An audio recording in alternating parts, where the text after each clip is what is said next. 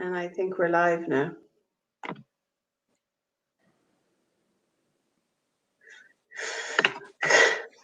Hello, Frances. Hi, Maeve. How are you? Will you have your water? Good. Have a water. I'm assuming it's water. And a coffee. Multitasking here. How are you? Good. I'm just putting my phone on silent. Sorry, I didn't get a chance to do that before. Now, okay. So while we wait for people to join us, because there's always a little bit of a delay from when we first go live to notifications going out and people being told, and here I can see now people are coming on. Hi everybody, you're all very welcome. So we are how will I say, this day yesterday, a year ago, was the day the schools closed for 2 weeks. Well, we closed on the Thursday. Do you remember that? So our first day at home was the Friday. Yes, I remember it well. I remember sitting in a class and looking at my phone and seeing that there had been an announcement. And I brought my phone up to the teacher in the class and showed her, because I suppose the conversation was being had and the students were being advised to, bring home stuff, as every day, bring home a little bit more from your locker. And that was a conversation that was being had in that class. So I brought up my phone and showed it to the teacher. So she was saying, yeah, definitely bring home all your books. So, and then, the announcement was made pretty soon to the school after that. Yeah. And that was a year ago. And that was yesterday. A year ago. Yeah. So it was, it's weird, I mean, it's weird for everybody, but just thinking back on that day, it was, like it's hard to find a word to describe, but your body can feel it. My body, I just remember that feeling, because there's a sensation in my body when I think about it.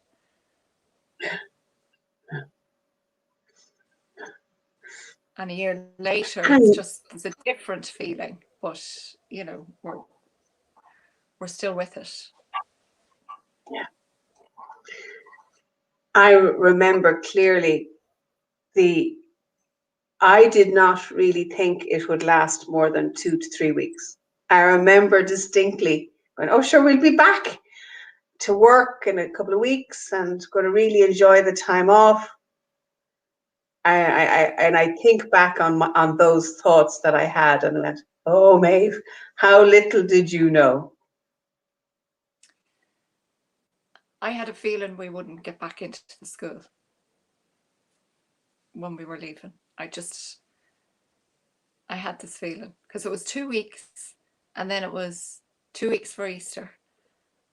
And that's when, I suppose, officially we thought we would be back, but I had a feeling we wouldn't. And you were right, Frances. Imagine that. Imagine that. I was right. So, Lisa has joined us, and Geraldine, and all the people in the background, you're all very welcome. I suppose today is nearly our year anniversary, Frances, of starting up the Rambling Tangents. I know. I was thinking of it. I didn't have a name back in those days. No. We acquired this. And we went live every day, I think, for nearly 60 days. Mm-hmm. Yeah. amazing. Mm. Looking back now, it's hard to believe. It's like, where did that year go? How did we accomplish so much? How I changed from hating to do these lives to it becoming like a telephone conversation. Yeah. Yeah. I remember my first one with Mary and how nervous I was. And yeah, it's we found our little groove, didn't we, Maeve? And I suppose it became such a, well, not nervous. I wasn't nervous anymore. I just felt it was a place of excitement. There was warmth, there was engagement, there was connection. Not just with you, but everybody that tuned in and asked questions and made comments and all the rest. It's lovely. And even though we don't come live as often, that connection is still there. It's great. Yeah.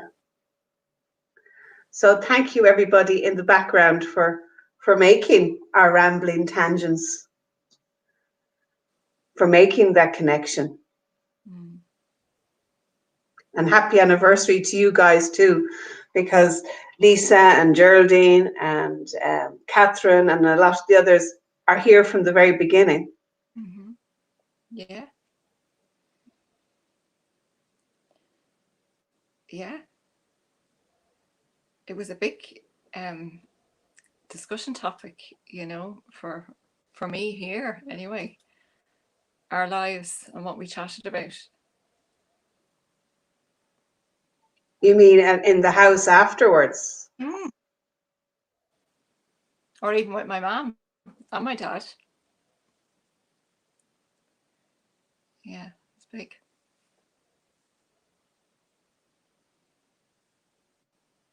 I don't know if it's you that's freezing or is it me that's freezing? Well, you don't seem to be freezing, but I know sometimes there is a delay, but you don't seem to freeze. Am I freezing a little bit? Just a little bit. So I'll slow down a little bit more. So Lisa says hi. Geraldine says hi, ladies. Lovely to see you both looking so well. Thank you. Thank you. Lisa says we're professionals. We're professionals. And happy anniversary. Thank you, Lisa. And Brenda's here and she says, great to see you, ladies. So lovely to see you all in the background. So how things have seemed to have progressed for us in our rambling tangents, Frances, is that people have started sending us in questions around mental health. Yes. And we've been exploring that here in a non-therapeutic way, but in an open forum way. Yeah. And it's only from the courage of people sending in their questions and sharing us with them that has made really the rambling tangents. Oh yeah, so it's a huge part of it. Yeah. Catherine has just joined us. We were just talking to her a minute ago. Thank you both. It's hard to believe that's a year has gone by, and she still looks forward to seeing us both. Yeah. And Fabian has joined in and saying happy anniversary. Great to see you. Thank you very much, everybody. We should have balloons or something, or banners, or. Well, you see, it's not exactly our anniversary. I suppose we probably won't be on when it's actually our anniversary, or maybe we should come on when it's our actual anniversary. We'd have to check out the exact date. Yeah, I can check that up, but I know it's around now because it was not long after lockdown was announced that it was like, well, what can we do in on counsellingonline.ie. What can we do to help support people? And this was our. Well, Maeve, if you remember, because I remember watching you on St. Patrick's morning, and you went solo. You did a live by yourself, and it was after that that you and I came on and spoke. So it was sometime. It could have been the next day. It could have been later that evening. I can't quite remember, but it was after March 17th. Yeah, so nearly a year then for us. Yeah. Mm-hmm. Very definitely a year for the announcement of lockdown, and a week off a year for us. Yeah. So maybe we should get down to some business. Maybe. Brenda says that yesterday last year was my last day physically at work. People are struggling at this stage. Irish online counselling and psychotherapy services has been a tremendous help to many. Thank you. Thank you. Mm-hmm. And we have an amazing, an ever-growing team. Yeah, amazing, ever-growing team. Mm. Yeah, because we wouldn't be here without the encouragement of our leader, Mary. Yes. Mm-hmm. And,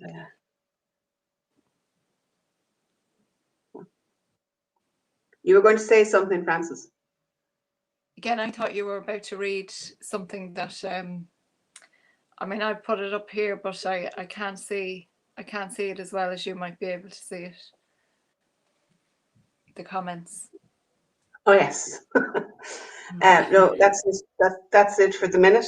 I was just thinking. I've had a few questions come in during the week, and a lot of them, and I thought it was quite poignant because a lot of them are about grief. Okay. Yeah. So one of the questions was from a lady who said her father passed away 5 years now, and she still feels a huge loss and overwhelmed. I couldn't actually find the exact message, but and she wants to know, is this normal? So I thought, isn't that a great question to have and to bring on the anniversary of our first lockdown a year later? And so I hand the floor over to you, Frances. Is this normal? Oh, how I hate that word, normal. It would be very usual. There was I can't remember the quote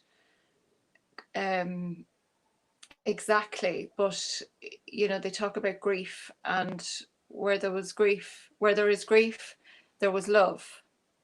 And I suppose grief is another expression of love, you know, or it's love that can't quite be expressed fully within a relationship because of the loss of somebody. So I think that's a lovely way of describing that feeling, that sense of loss that still remains. Now, that's different to maybe if somebody is stuck, if they're feeling that it's preventing them from moving on in life, then I think that's something different. But I suppose, again, when you don't have a huge amount of context, but I don't think it would be unusual. Would you? I think what she said, is it normal? Like 5 years later, I think she feels that she should be over it. Yeah. There's a should there, you know, which I always get curious about. Yeah, I don't know.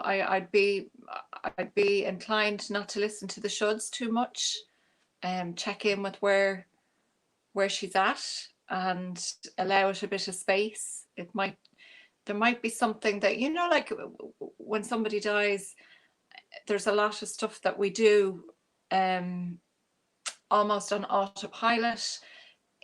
There might be a lot of family stuff to sort out, in the immediacy.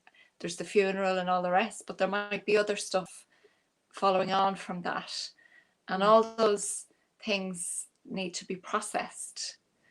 So maybe 5 years, and given the fact that, last year, does it count for anything? Because we've been in a bit of a time warp.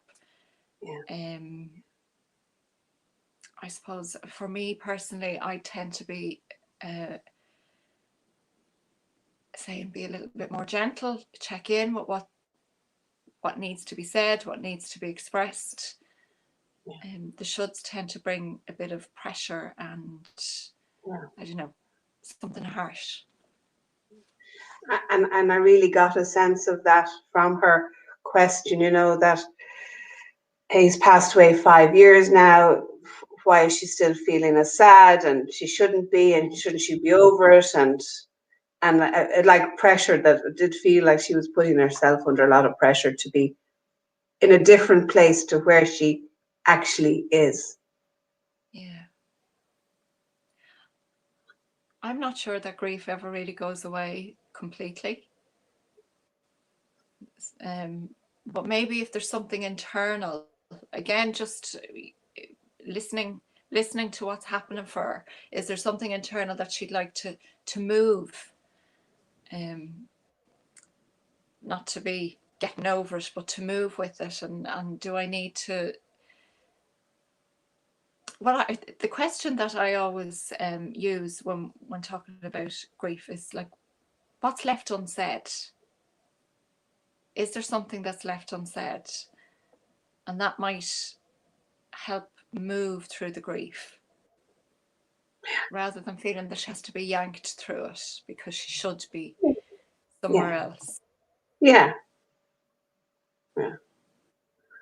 That my dad died a year ago. Well, in February it'll be a year now. And I think it's still kind of unreal, if that makes sense. It's that did he really die? And I know it sounds weird because it's a year later, but it still doesn't seem really real. Yeah, but look at the year that you've also had, like we've all had, but you've had with your grief going into the strange year that we've had. I mean, everything about this year seems unreal. And very quickly after your dad died, we came into all of this. Yeah. Very unsettling. I remember, and I still say to this day, thank goodness he died just before lockdown. So we got to be able to visit him and be with him. And every time I'd hear of somebody who died during lockdown, my heart would nearly break for them that they didn't have that opportunity to be with their loved ones. Yeah. Also, just coming back to that question, the context in which her dad died, the manner, I suppose, in which he died. I don't know if she was to check in with that piece. Was it sudden? Was it, what was her relationship like with him? All of those things, because they're all going to still remain with her. Yeah. In some way. I don't have that information. No. But even for herself, if she's watching this, if she's listening, there's so much, there's layers to grief because it's about a relationship. Brenda was saying that Mother's Day tomorrow will be tough on those who have lost their dear mothers. Yes. Yeah. And she says, little by little, we let go of grief, but we never let go of love. That's lovely. Yeah, that is lovely. And she said the first year, I think, is the hardest, and it gets easier after that. And I think that's what the girl that wrote it in, she feels that her 5th anniversary is as hard as the first one for her. And I think that's why she was putting herself under pressure to be over it or less. I wonder where those messages are coming from in her life. Yeah. I should be over it. Yeah. Geraldine's just written, it says, in the Philippines, I heard that following a death, you take 60 full days for only grieving, nothing else. The West is different. Faster pace. So 3 months just for grief, for grieving, and nothing else. When you were in mourning years ago, wasn't it? You wore black for a period of time to signal that you were in mourning. Isn't that true? Yeah. Was it a year? Did you wear black for a year? I'm not sure. If my mom is still there, she might know. She tends to know these things. Catherine, we need some research background. Our researchers, is that true? And I was listening to a podcast this morning about grief, and it was a lovely image that your man talked about there are many gates to grief, but we all end up in the same hall. Yeah. This is true. So I love that image of so many different ways that we end up in a state of grief or loss, but there's that collective part to it as well, which that I find comfort. And our researcher has come back, Frances, and she said, yes, people in Ireland would wear black for a year after a death to signify that they were in mourning. And I have a funny feeling I have a memory of my grandmother wearing black. Okay. But maybe I'm making that up. Sorry. I'm sure you're not. Things keep coming to me about that question. Sorry. The other thing, we've just had a very difficult year, and there's been a lot of loss and grief within that year. The collective trauma that is, we go into our trauma response, but also things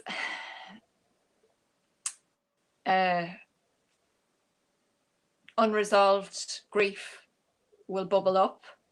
So I suppose I'd be curious about what last year was like, maybe what the year before. Does it feel different on the 5th year? Do you know what I mean? To the year that we had? Yeah, that's a good point.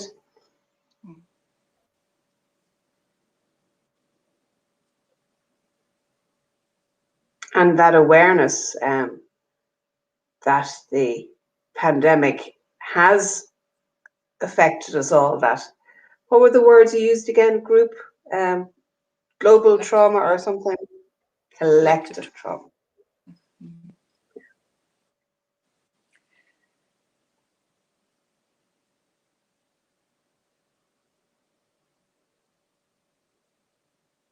Are we frozen or? I keep thinking you're about to read, and I don't want to talk. Talk.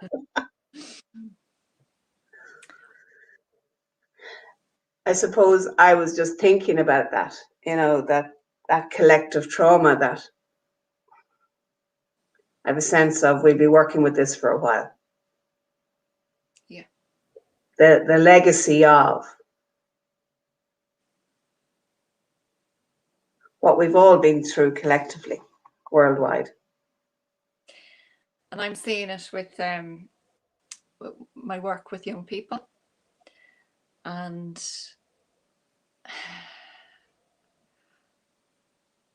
yeah, the loss that they are experiencing because they are in such a crucial developmental stage. I suppose I'm thinking about adolescents in particular, you know. Maybe the older adolescents, they're losing a lot of that, the little things that go to make them the person that they're going to be, the little milestones around school or college or moving from college to the workplace. It's huge. I'm hearing a lot of that. It's hard for them.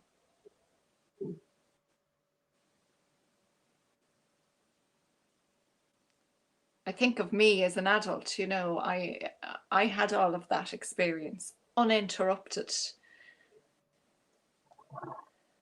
Yeah. Interrupted is a really good word. Mm-hmm. Yeah. Interrupted.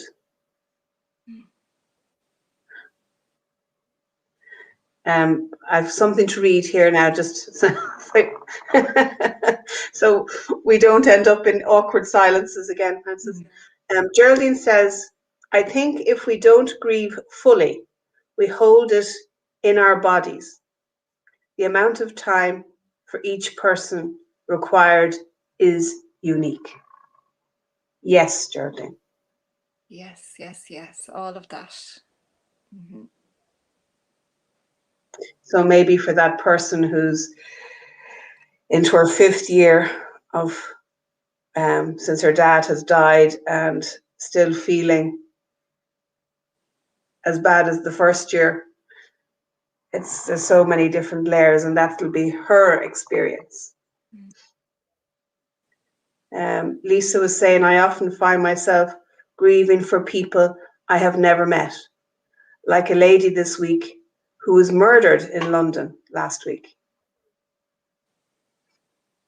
Yeah. Yeah. Well, you kind of feel that reverberated, don't you? That it brings up thoughts and the conversation about so many things. I mean, I've seen it all over social media, the conversation around women not feeling safe. So it really kind of taps into all of us. Yeah. Yeah. Yeah. So it's to mind yourself in that grieving, for even for people that we haven't met or people that we've known all our lives.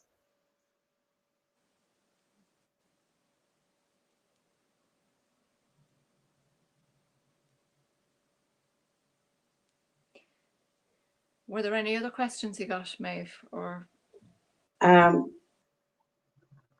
let's see. I can't seem to find. I know that I had a few of them, but that was the one that I suppose because of my own recent anniversary around Dad's death. I went, oh, that's a good one to bring up.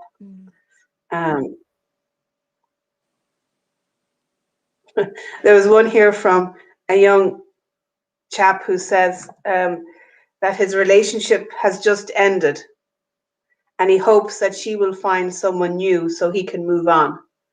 Is this normal? I love the normal part.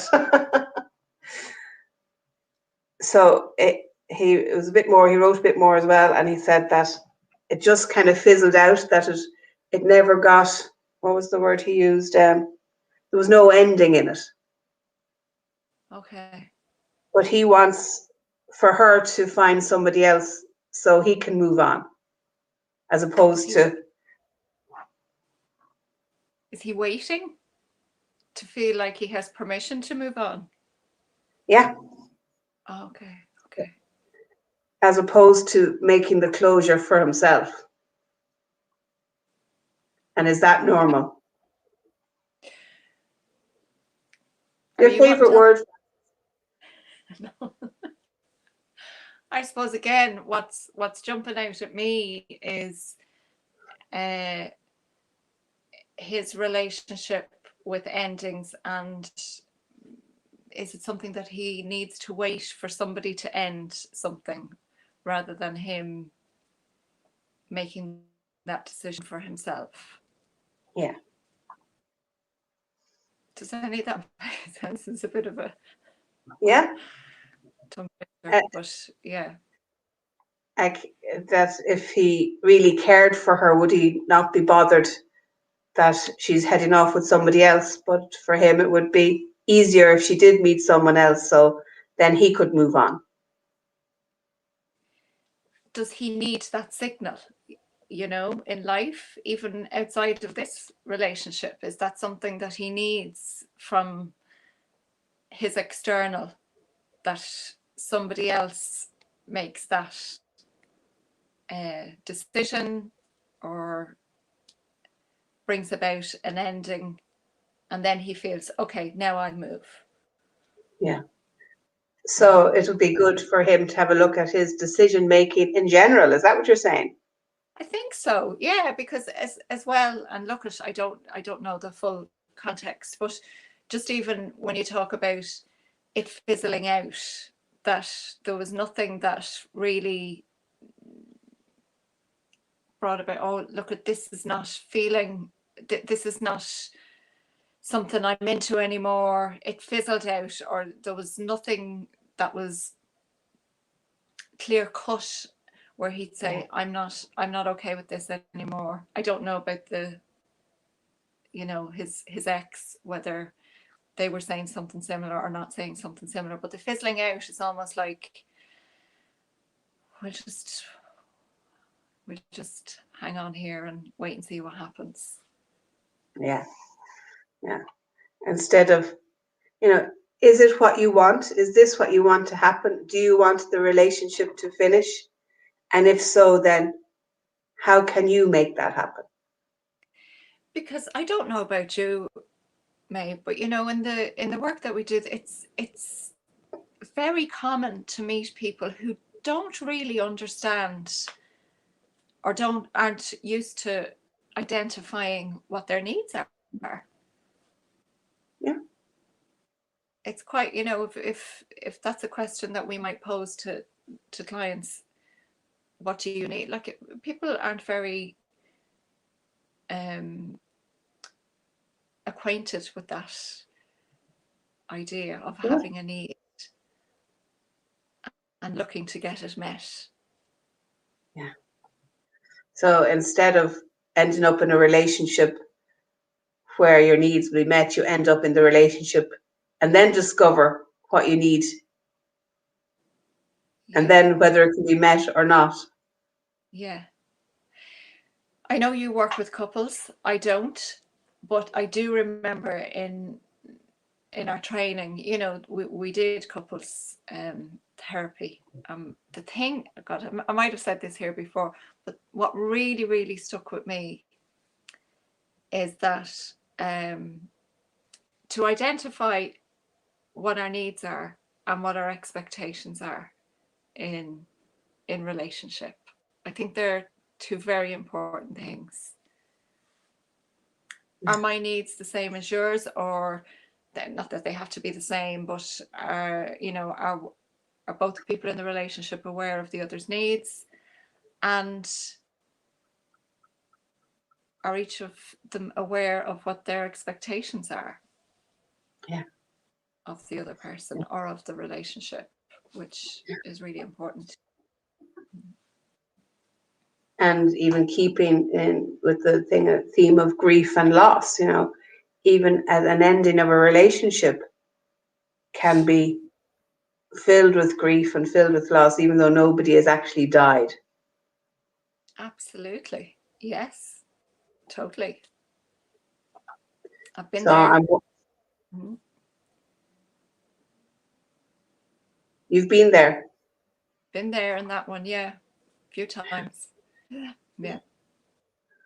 And so maybe by the guy that wrote into us saying that, you know, that he hasn't actually experienced the grief around it because it actually hasn't been named fully yet, if that makes sense.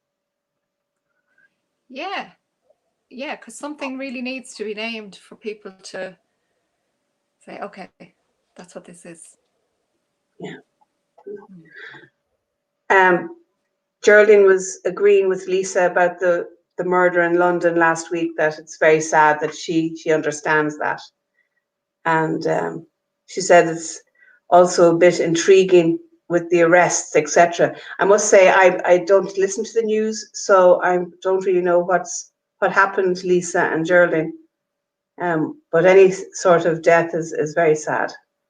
Mm. And Anya has joined us from Kerry. Hello, Anya, you're very welcome.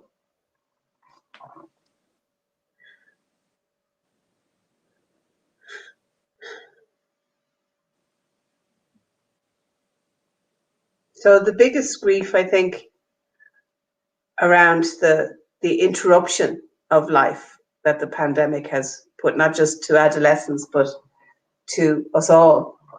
Yeah. It has interrupted us meeting and face to face.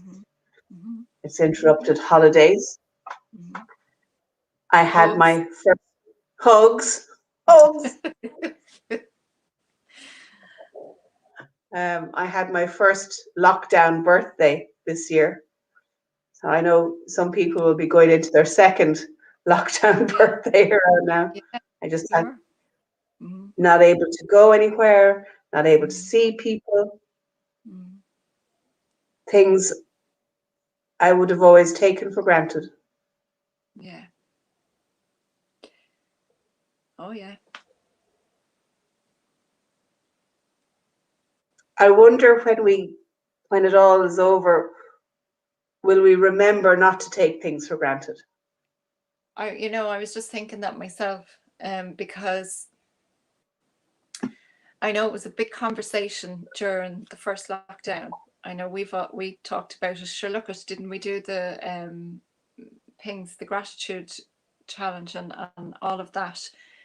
I feel from speaking to people since Christmas, people are so exhausted, they're burnt out, they're drained by it all. And I don't know whether those things to be grateful for are still really, really present. We might have to remind ourselves of it, when we come out of it. Yeah. Lisa was saying that she's only seen her parents twice last year, and I won't have seen them for 6 months when I see them next. So that's a loss around the whole pandemic, not seeing family. And Geraldine was saying that due to it all being the interruption, she's actually noticed that she's losing confidence. Yeah.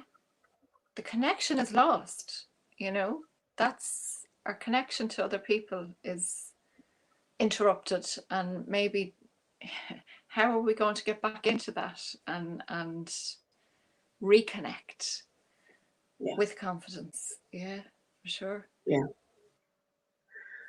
Or I think even going shopping, there's all these things to think about: masks, hand sanitizer, wiping down trolleys, keeping your distance in the, and then you have to shop. Imagine being able to go into a shop and just shop. Yep. Yeah. Will we do it? That's the thing. I was a bit stressed in the shops the last day, and for whatever reason, I've left my keys in the trolley, and by the time I went to get to the car, I had no keys. So I had to go back into the shop, and I was walking around looking for people with trolleys to see where my keys in the trolley. So it was a real reminder to myself that I certainly wasn't grounded. So finally, I went up in the queue and went up to the cashier and said, "I've just lost my keys." But I had a mask, he had a mask, we had a glass panel, and we were trying to, and I couldn't understand him, he couldn't understand me. Eventually, I had to kind of go, "Any keys?" and put my mask back up. And thankfully, some kind person had handed in my keys, but I was thinking, where was my head that I put back the trolley and forgot to take my keys out? Yeah, no, I can't remember. I know I did something absent-mindedly last. Look, I do things absent-mindedly all the time, but I know I did something last week. I can't remember what it was, but it was probably. I think it was forgetting my mask. Yeah, I think it was probably leaving my mask in the car. That's just another. Your purse, your keys, now your Your mask. mask. Lisa was saying, she says she understands Geraldine because she's become a bit of a hermit, that she doesn't even like leaving the flat. Yeah. That might be something that we talk a bit about when we next have our live, Maeve. Yeah. Okay. Go in a bit more depth with, if that's something that the ladies would like. Yeah. Yeah. We can, about the confidence and reintegration into society again. Mm-hmm. So on our near anniversary, just to say thank you, Frances, for being my right-hand woman for the past year. Thank you, Maeve. And for all our support team in the background. Without you, we'd have nothing to ramble about. No. So I think myself and Frances, our main goal is to try and show you therapists, show you ourselves as real people as well as therapists, and to break down any kind of barrier, stigma that there might be between them and us. And I think we're doing good, Frances. We're doing good. We're doing okay, Maeve. All right, so I think anything else? I think our time is up, and we will catch up with you again. We post the next date when we coordinate diaries. Yes. And Brenda says thank you for your lovely thoughts today. Thank you for being part of our ramblings today, Brenda. Yeah, thank you. See you soon, Bye-bye, Frances. everyone. Bye.